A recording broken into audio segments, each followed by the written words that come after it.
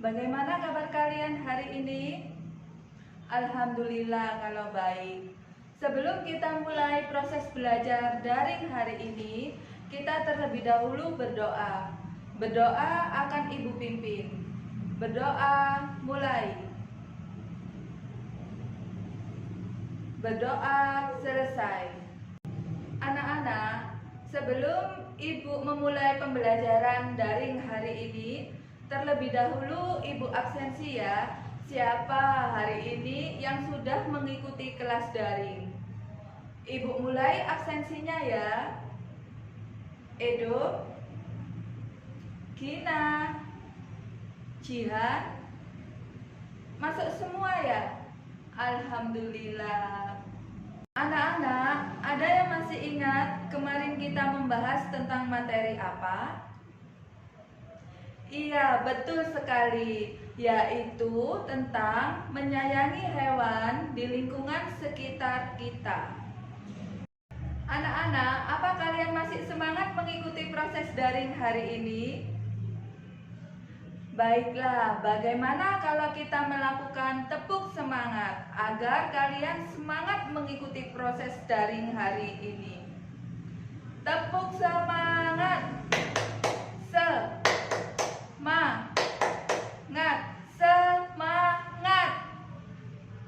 Bagaimana?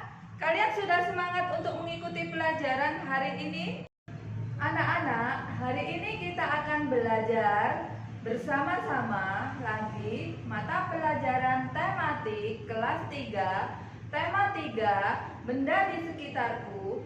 Subtema 1, aneka benda di sekitarku. Pembelajaran 1. Mari anak-anak kita belajar bersama-sama. Setiap hari kita melihat benda di lingkungan sekitar kita beraneka bentuk dan warnanya. Ada benda yang berukuran besar dan ada benda yang berukuran kecil. Nah, ayo perhatikan benda-benda di sekitar kalian.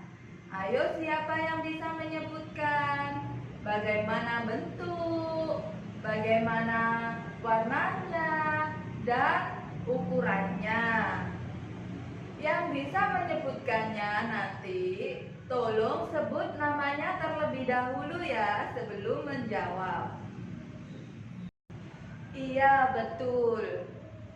Ada meja, ada kursi, dan ada buku. Itu semua merupakan benda. Sekarang Ibu tanya, kira-kira apakah manusia, hewan, dan tumbuhan merupakan benda? Jawabannya iya, betul. Manusia, hewan, dan tumbuhan merupakan benda. Dari yang Ibu sebutkan tadi, benda-benda, ada meja, ada kursi, ada buku, manusia, hewan, dan tumbuhan. Apakah kalian tahu perbedaannya? Iya, manusia, hewan, dan tumbuhan merupakan benda hidup. Sedangkan buku, meja, kursi merupakan benda mati. Mari kita belajar dengan semangat. Apakah benda itu? Anak-anak, apa ada yang tahu dan bisa menjawabnya? Iya, betul. Benda adalah segala sesuatu yang menempati ruang dan mempunyai massa atau pemberat. Massa atau berat benda dapat diukur dengan cara ditimbang. Contohnya, manusia, hewan, tumbuhan, buku, meja, kursi menempati ruang. Nah, sehingga benda-benda itu juga dapat ditimbang. Ada pertanyaan, Bu, bagaimana membedakan benda dengan bukan benda? Bu, apakah cahaya termasuk benda? Terus ada lagi yang tanya, Bu, bagaimana dengan panas? Nah, di sini ibu akan menjawabnya. Cahaya dan panas bukanlah benda. Cahaya dan panas tidak menempati ruang. Cahaya dan panas tidak dapat ditimbang. Jadi, cahaya dan panas bukanlah benda. Anak-anak sudah mengerti? Bagus, memang murid-murid ibu pintar-pintar semua. Perlu juga kalian ketahui, anak-anak, benda-benda di sekitar kita juga dapat dikelompokkan berdasarkan sifat fisiknya. Nah, sifat fisik benda misalnya warna, bentuk, kekuatan, wujud, dan yang terakhir ukurannya. Di sekitar kita mempunyai beragam ukuran. Ada yang besar, ada yang kecil, panjang, dan pendek. Nah, benda-benda di sekitar kita mempunyai juga beragam bentuk. Seperti gambar di samping ya anak-anak. Ada yang berbentuk persegi, ada yang berbentuk segitiga, lingkaran, persegi panjang, dan masih banyak yang lainnya. Nah, benda di sekitar kita juga mempunyai beragam warna. Misalnya, ada warna biru, merah, kuning, dan masih banyak warna yang lainnya. Nah, tentunya anak-anak ibu yang hebat sudah bisa membedakan antara benda mati dan benda hidup serta sifat fisiknya. Sekarang, untuk mengetahui lebih lanjut, coba anak-anak lihat gambar di samping ibu ini. Ya, benda-benda di samping merupakan kelompok keanekaragaman jenis benda yang dikelompokkan menurut fungsinya, yaitu alat untuk mengukur. Di sini ibu mempunyai contoh, yaitu penggaris. Penggaris merupakan alat ukur yang mempunyai satuan.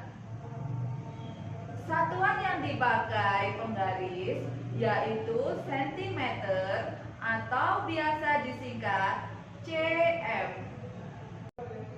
Nah, pasti anak-anak bertanya, bagaimana cara menggunakan penggaris untuk mengukur? Perhatikan gambar di samping ya anak-anak. Kita siapkan dulu penggaris dan pensil. Mari kita ukur panjang pensil tersebut. Kita letakkan ujung pensil di penggaris, dimulai dari angka 0, kemudian kita hitung sampai angka berikutnya, pangkal penggaris itu ya, dan ketemu berapa sentimeter. Nah, anak-anak hebat sudah tahu ya bagaimana cara menggunakan penggaris untuk alat ukur. Anak, pensil yang kita ukur tadi juga merupakan benda. Benda dapat dibuat dari bermacam-macam bahan. Misalnya dari batu, dari kaca, dari kayu, dari besi, plastik, dan masih banyak yang lainnya. Benda-benda yang ibu sebutkan tadi termasuk dapat menghasilkan bunyi yang berbeda. Ayo anak-anak, kita dengarkan bunyi-bunyian dari beberapa alat musik ritmis.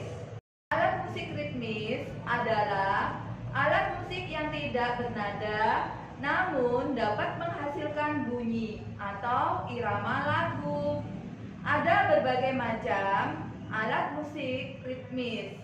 Berikut ini adalah beberapa contoh alat musik ritmis.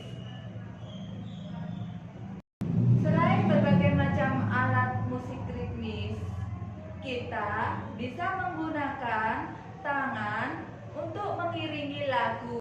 Mari kita berlatih membuat pola irama menggunakan alat ritmis atau menggunakan tepuk tangan. Anak-anak ibu yang hebat, tolong perhatikan ibu. 5 jari merupakan ketukan kuat. Contohnya, 2 jari merupakan ketukan sedang. Contohnya, dan yang terakhir, 1 jari merupakan ketukan lemah. Nah, sampai di sini anak-anak paham? Ini ibu mempunyai pola irama. Yang pertama, pola 1.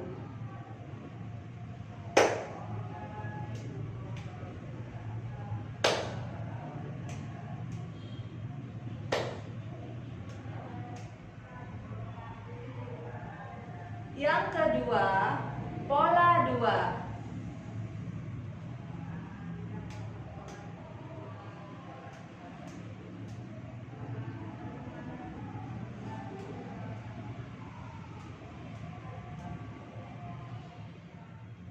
Bagaimana anak-anak? Apa kalian sudah mengerti dari contoh pola irama yang ibu buat tadi? Alhamdulillah, memang murid-murid ibu pinter-pinter semua. Sehingga dapat kita simpulkan bahwa kita sudah belajar tentang mengamati benda, mengklasifikasikan benda dan non-benda sesuai dengan teks bacaan. Kemudian mengukur panjang benda dengan satuan panjang baku yang sering digunakan. Kemudian menirukan tepukan guru sehingga dapat mengidentifikasi pola suara sederhana.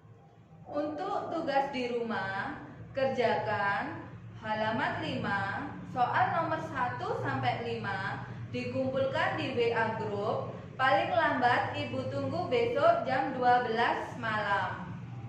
Untuk pertemuan selanjutnya, yaitu pelajaran 2, tolong dibaca dan dipahami. Ingat pesan ibu, orang yang sukses belum tentu orang yang pintar, tetapi orang yang giat dan berusaha. Tetap semangat belajar murid-murid ibu, raihlah cita-cita kalian. Sebelum ibu akhiri, terlebih dahulu kita berdoa. Berdoa mulai. Berdoa selesai. Jangan lupa selalu protokol kesehatan. Ingat pesan ibu. Yang pertama, memakai masker dengan benar. Yang kedua, menjaga jarak dan hindari kerumunan. Dan yang terakhir, mencuci tangan dengan sabun secara rutin. Semoga kita bisa belajar di dalam kelas lagi dan pandemi COVID ini segera berakhir. Terima kasih, sampai jumpa lagi anak-anak.